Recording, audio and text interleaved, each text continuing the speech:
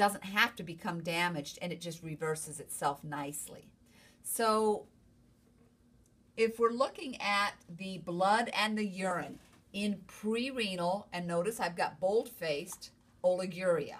So, is this acute kidney injury? Yes, by the new criteria, but it is readily reversible if we catch it early. So in this situation where we see these symptoms and we intervene, we may prevent that patient from having to go on dialysis. And that's a good way to think about it. The patient can have acute kidney injury resulting in dialysis, or the patient can have acute kidney injury that very quickly resolves and normal function returns. So, in a pre-renal oliguria, this is a situation where the kidney proper has the capacity to do what it needs to do if we would just improve the conditions. So think about what is supposed to happen if you don't drink. If you don't drink, your body is supposed to conserve fluids. The kidneys have ability, and they will conserve on purpose. So because that's happening, you will see a low urine volume. And the urine that you do produce is concentrated because it's full of waste product. The bun goes up because not perfusing the kidneys properly prevents the blood from being cleansed, and the kidneys actually have the ability to conserve urea nitrogen when the conditions call for it to do so. One of the reasons that the kidneys might on purpose conserve urea nitrogen is if it's trying to conserve water. Urea nitrogen is a molecule that if the kidney pulls it back into the system, water will go back into the system also. So it's kind of one of those things that the kidneys will do on purpose. A normal or slightly increased creatinine. The difference between urea nitrogen and creatinine in terms of how the kidneys deal with it is this. Think about the glomerular unit. You've got a glomerulus, which is really a capillary network. You have a capsule called Bowman's capsule that sits in conjunction with every glomerulus, and it captures the ultrafiltrate.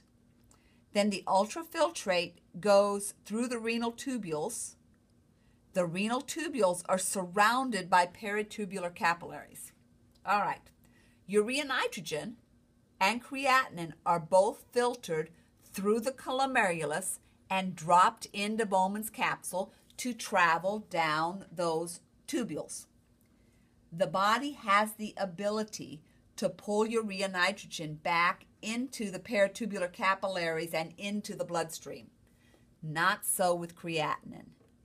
Every creatinine molecule that drops into Bowman's capsule will be flushed down the toilet. Okay? Not so with urea nitrogen.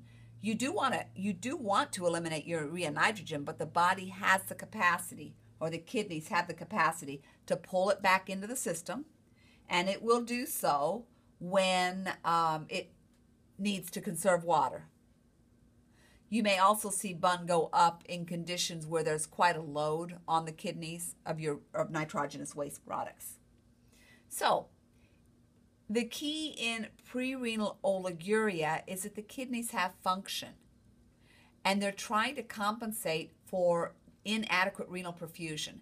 In doing so, the urine output is low, the urine is concentrated. Again, kidneys are conserving water. The bun goes up disproportionately to the creatinine because the body is hanging on to bun in an effort to hang on to water. The only reason that creatinine goes up at all is because of the inadequate renal perfusion. In order for the glomerulus to filter creatinine into Bowman's capsule, it has to be perfused. The blood has to get there. Okay, low urine sodium. again, you've learned that one of the primary mechanisms whereby kidneys conserve water is through the conservation of sodium. So the body actively hangs on to sodium in an effort to hang on to water in this scenario. The osmolality goes up because you've got a lot of waste products in the urine and not a lot of water, and the increased specific gravity goes up. So high urine osmolality goes with increased specific gravity, which goes with the concentrated urine. Those all have the same kind of etiology. So if you would just go out and drink a bottle of water, then if that's the situation, if the problem is that you're dehydrated, then your kidneys will go, okay, tank's getting full, I can start letting some of this go. Again, the kidney doesn't necessarily know the difference between dehydration and heart failure. Kidneys are smart and stupid all at once. All they know is they are not getting their fair share of blood flow. And when they are not getting their fair share of blood flow, they believe you to be dehydrated. Now, you might not be dehydrated. Could be that your heart's just not pumping it down there. Could be that it's pooling somewhere else. The kidney can't tell the difference between that and true dehydration or true volume loss. It has a one way of thinking about things, and namely, that way of thinking about things is, I'm not getting enough, so I'm going to hang on to everything I can. In doing so, the kidney is demonstrating that it has some capacity. All right, oliguria, by the way, we define that as less than 400 cc's or 400 milliliters of urine in a 24-hour period. And I mentioned the bun going up and the creatinine staying normal or maybe being slightly increased.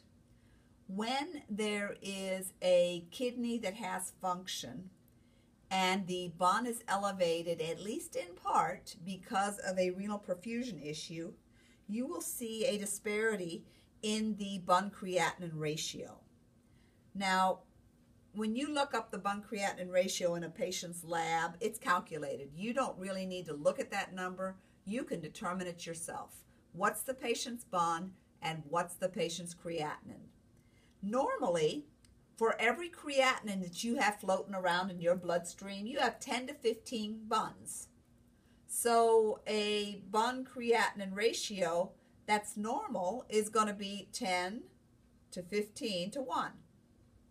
When the bun creatinine ratio is 20 or 30, those are situations where the body is actively conserving urea nitrogen. That